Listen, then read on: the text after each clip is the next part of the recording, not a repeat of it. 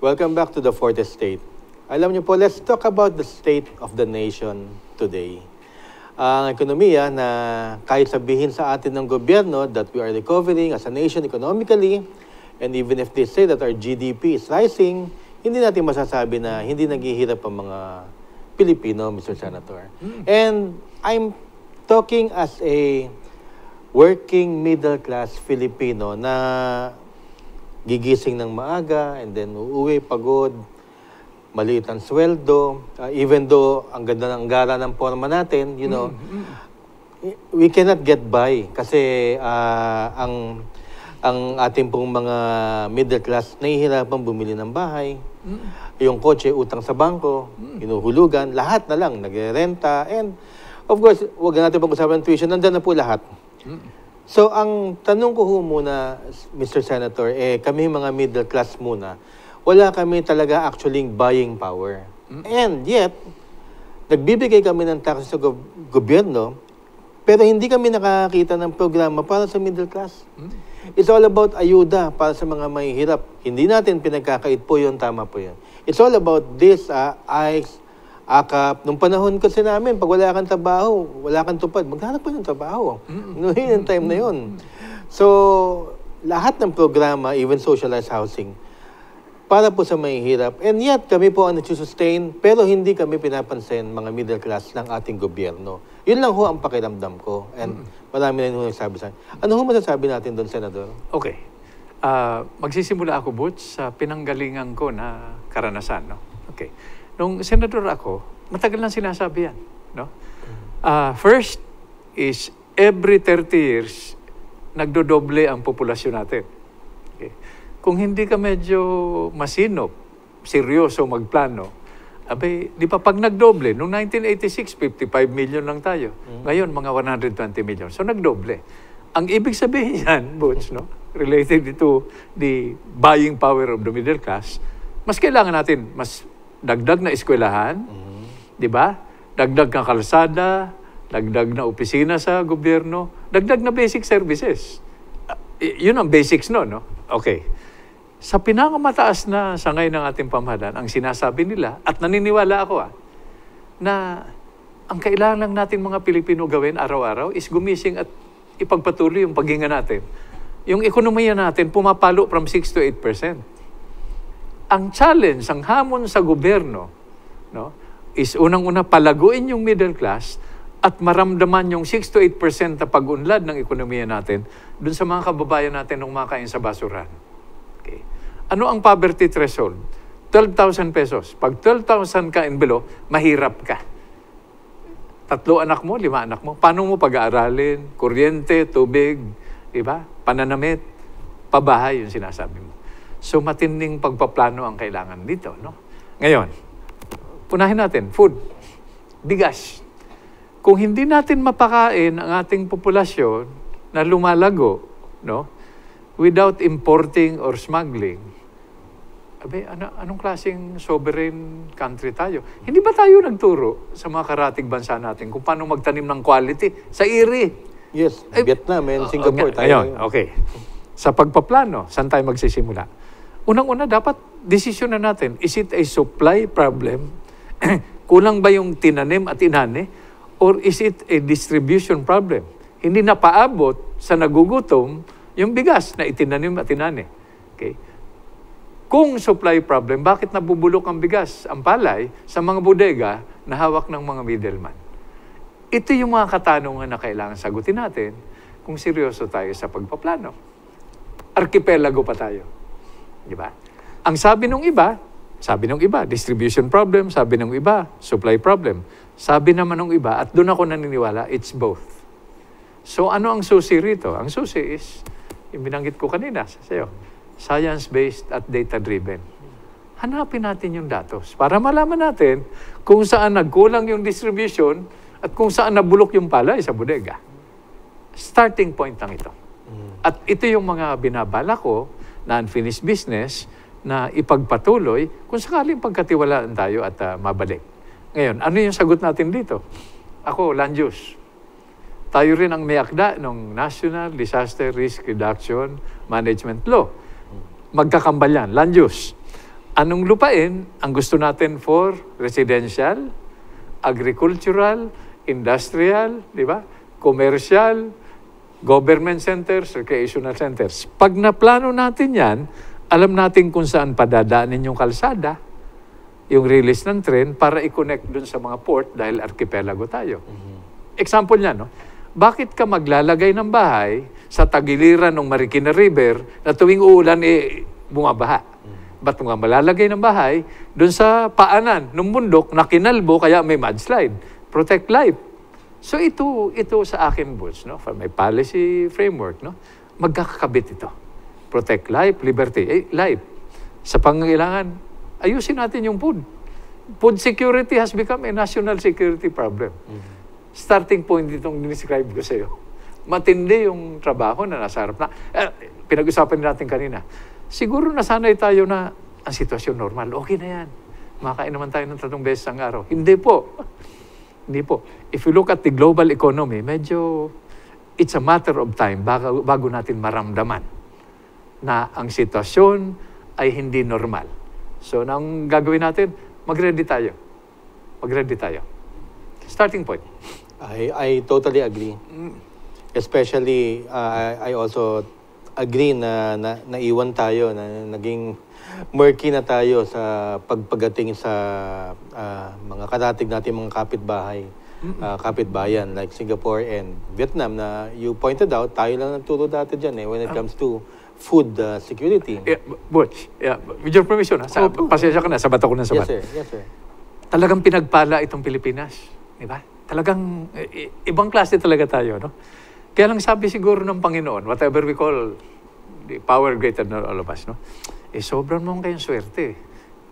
Blines ko na kayo. Kaya ang gagawin ko, para hindi na magselos yung mga karatig bayan natin, ilalagay ko kayo sa ring of fire. Gagawin ko kayong number 1 sa World Risk Index. Kasama nyo dyan yung India at Indonesia. Pag may bagyo na galing sa Pacific, Pilipinas ang welcoming committee. Para fair is fair, di ba? Ganon tayo kaswerte, pero may mga paghamon din. Paano natin naharapin itong sitwasyon na to kung nauwi tayo palagi sa inaakala natin? Of course, kandidato ko, nag-file ako ng certificate of candidacy. Kung ang solusyon natin sa lahat ng ito, eleksyon. Ilang 1986 mo siya. Isisingit ko na ngayon. Freedom, Constitution, Revolutionary Government. Ano ang una nating ginawa? Revolutionary Government, ha? Dapat medyo shortcut na muna tayo. Pabilisin ang delivery ng services. Nag-election tayo. Yes. Yung pala solusyon. Yun na naman ang gagawin natin. Pero yun lang ang kalakalan ngayon. So we hope to make a difference just to inform our people na ito ang sitwasyon, kakaiba, hindi ito normal, kaya wag muna tayo mag-relax, di ba? Pero kailangan talaga magkaisa muna tayo. Political unity, social cohesion, para we can achieve the economic prosperity that we deserve. So basically, you are saying na it's too much politics here in the country.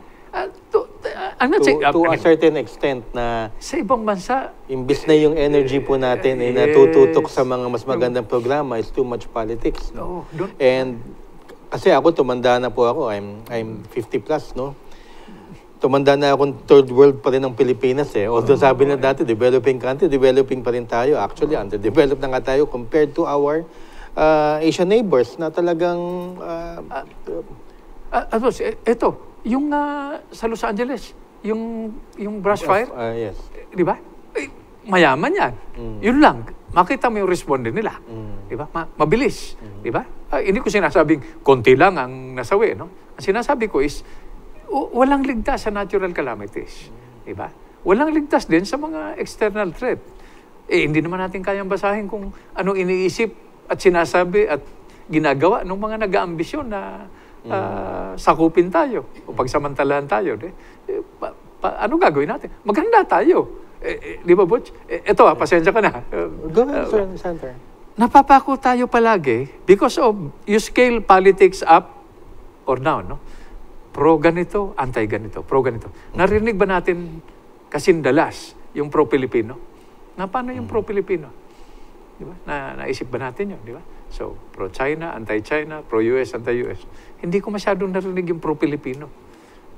Isipin natin yung sarili natin. Sayang itong bansang ito. sayang na sayang. You are one of the more, I consider, and many consider as an intellectual in the Philippine Senate, along with Ople, Rocco, yung mga kasabay niyo po, sina Kit Tatad, and the quality of the debates there before. I used to remember, pagka po nagdidebate ang mga senador noon, 4 na oras. I remember the Armed Forces Modernization Act between Maceda and Rocco. It was 4 hours. Pero lahat po tayo nakikinig, even as mga staff nakikinig because of the napakagandang Lahat tayo, pati kapwa senador, nakikinig at natututo. At natututo. At yung mga batas na lumalabas sa 4 na oras, kuminsan more. Quality. Quality. Talagang akma dun sa pangangailangan. Opo, talagang quality. And alam niyo, nung time na yun, may nagsabi pa nga, the great Juan Flavier na, if you want to learn something about government, you go to the University of the Philippine Senate. Which was your class before, 1995 up. So Butch, may dagdag pa siya. Ano po? You go to the University of the Philippine Senate and just do it. Just do it. Yan, nakakamiss talaga si Senator Juan Flavier. And yet, when he passed on, wala man lang medalya na or magandang parangal ang binigay ng ating gobyerno sa kanya. But well, I'm sure he's very happy. Sir, I remember you. So my point is, pagdating niyo po ulit, let's just say, and we hope na you make it again in the Philippine Senate. How would you counteract, since nandito tayo sa pro and anti, the anti-dynasty na hinihingi ng Constitution for the last 1986 pa, 1986-87 Constitution, inihingi na yon more than 40 years na, pero there is no enabling law para sugpuin ang dynasty na yan. Kung maalala mo, yung anti-dynasty law, including the enabling law, sinertify as urgent yan ni President FDR. Hindi ko na maalala kung anong Congress. Hindi lumusot sa first reading. Bakit? Siyempre, ang tanong palagi na kailangang itanong at sagutin, bakit? Bakit? Because it went against the interest of the culture of our Congress at that time. Bakit ka magpapasa ng batas na bubura sa hawak ng pamilya mo sa kapangyarihan? But I'm not saying this in a negative way, no? Let us do this, let us decide on this, harnessing the power of science, and let it be data-driven. Ngayon, balik tayo dun sa bakit. Bakit nagkaroon ng dynasties yung ibang lugar? Paano? Walang tumayo. To put it more bluntly, walang pumalag. Okay? So baka yun ang... Di ba? The essence of a true democracy is a live, healthy opposition. Hindi pwedeng kayo-kayo na lang. May mga lugar ng Butch na kaya namayagpag yung dynasty dahil nag-deliver. So again, let's go back to data. Suriin natin, wag in general. Let's go province by province, municipality by municipality para malaman if it merits a decision or an enabling law. Di ba? Di ba? Sa ibang more developed countries, may dynasty rin. Pero mas malalakas, matitibay ang institution nila na nakokontrol. Kasi... by the way, as a matter of principle, I am for an anti-dynasty law. Yes. It's in our constitution. Opo, hinihingi ng constitution, hinihingi na rin ng taong bayan. Ano ibig sabihin? Hindi pwedeng kayo-kayo na lang. Yes. Di ba? Actually, sa experience ko, because I am not just a journalist, I was also a politician. That's why I sympathize with many politicians kung bakit nila, pinapatakbo yung mga anak nila. Medyo naiintindihan natin yan because, pagdaging family affair is power. And power is money. Yes. And then money na dinidistribute sa tao para bilhin ang boto nila perpetuates them in power. So it becomes cyclical. As far as the walang tumatayo na gustong kumalaban, para sa akin, and even in some of my experiences, I think maraming lumaban. Ang problema, ayaw na lumaban ngayon because of power nga and money na hindi na nila kayang kalabanin ang mga nakaupo. Oh, nakaupo na. Entrenched na. Yes. Diba? Mabigat na laban yun. Ang hirap na yun.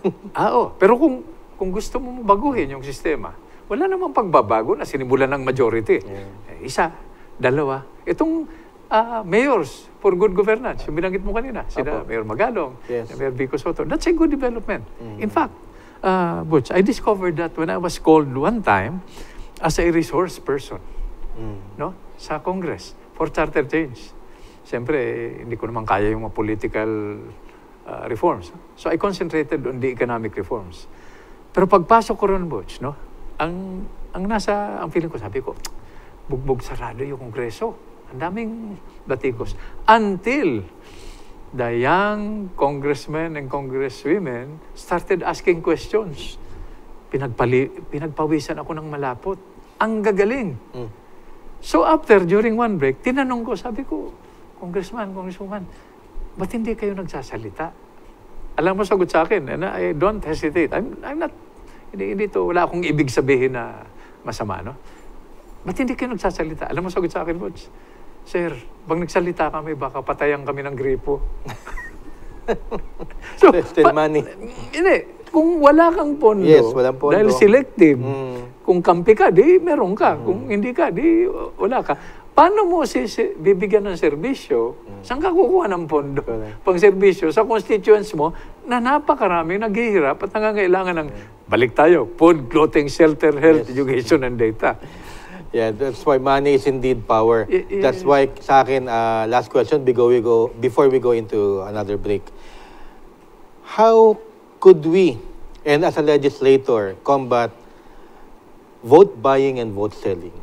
Dati naintindihan ko pa yung vote buying. Kasi yun talagang pinupush ng politika. Pero ngayon, ang nagpupush na yung tao, vote selling, bilhin nyo na kami. Siguro naman, ang primary agency dyan, I suppose, would be COMELEC. No? Pero hindi ito kaya ng COMELEC lamang. Alam mo nangyayari kasi, Butch, pansin ko whether people power or election, pagkatapos ng people power, when there is a regime change, no? Okay, pagkatapos ng election, nag-uuwian tayong lahat. Nakakalimutan natin, singilin, yung mga humarap sa atin na kandidato, no? Doon sa pangako nila, ang singilan, hindi every election. Every 3 years kasi may election tayo. Ang singilan, between elections. At kailangan magpakita tayo ng konting kawalan ng pasensya. Diba? Tingnan mo ngayon, wala pang official campaign period. Hindi ako naiinggit, dahil siyempre, may limitations tayo. Gabundok yung proliferation of, di ba? Kulang na lang yung vote for. Ano po ba naman? Ba't nandiyan ka sa billboard? Di ba? Hindi ko pinipintasan yung ibang kandidato. Baka sabihin lang, sour graping lang tayo. No? Ang sinasabi ko lang, yung siguro ang tungkulin, hindi lamang ng COMELEC, pero nating lahat.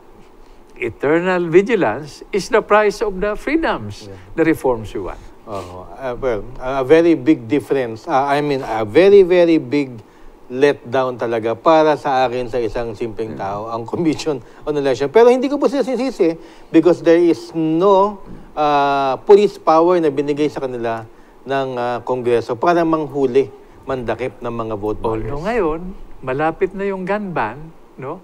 Deputized na. Deputized na po sila. Yung legally authorized armed groups, di ba? Police, military, I suppose, pati NBI, no? Abay, baka papasok na naman dyan yung ugali natin, yung kultura natin, no? Pwede na yan. Di ba? Pagbigyan mo na, palusutin mo na. Kailangan siguro matuturin tayo na ang resulta ngayon, yung sinasabi mo na deterioration of the situation. Damage to institutions. Dahil kahit na nung eleksyon natin, hindi magbabago yung hindi natin i-correct yung sistema.